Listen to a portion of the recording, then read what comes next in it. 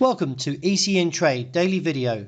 Before we begin, it should be noted that any advice is of a general nature only and that your personal circumstances have not been taken into consideration. Hello everyone, my name is Rob Clayton and thank you for joining me.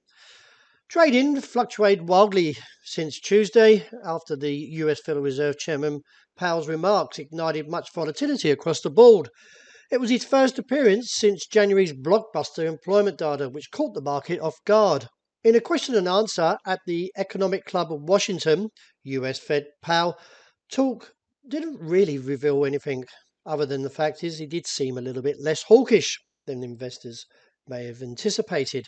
When referring to the non-farm payrolls report for January, Powell said, "We didn't expect to be this strong, but it shows why we think this will be a process that takes quite a bit of time," that is.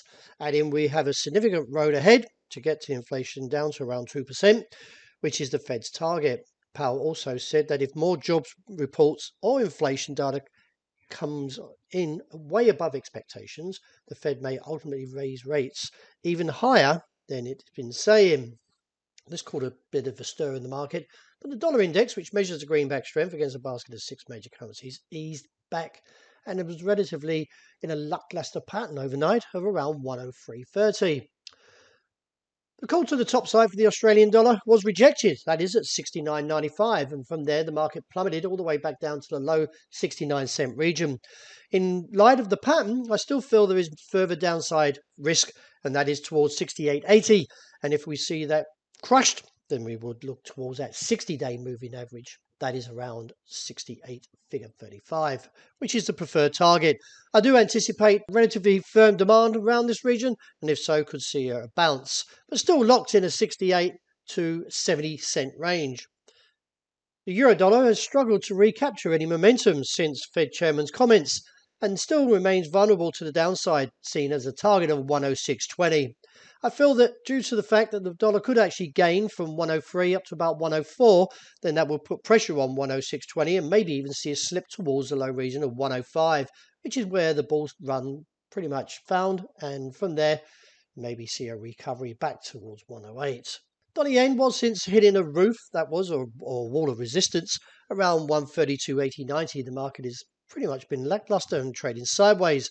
Nevertheless, the market is still holding to a relatively bullish case that does support a retest towards that level. Now, if we see a break there, that would reassess the move up towards the region of 134 or even towards 136 as a potential target.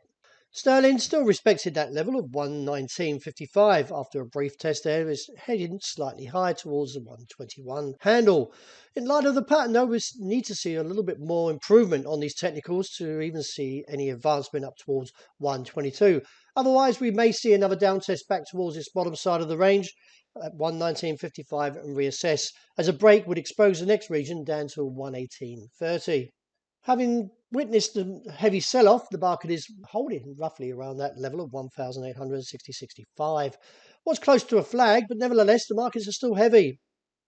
And with the pattern also dragging towards this level of 1,860, a break would give further exposure down towards 1,820.26, which is the way I feel the market may head due to the way the RSI is slipping.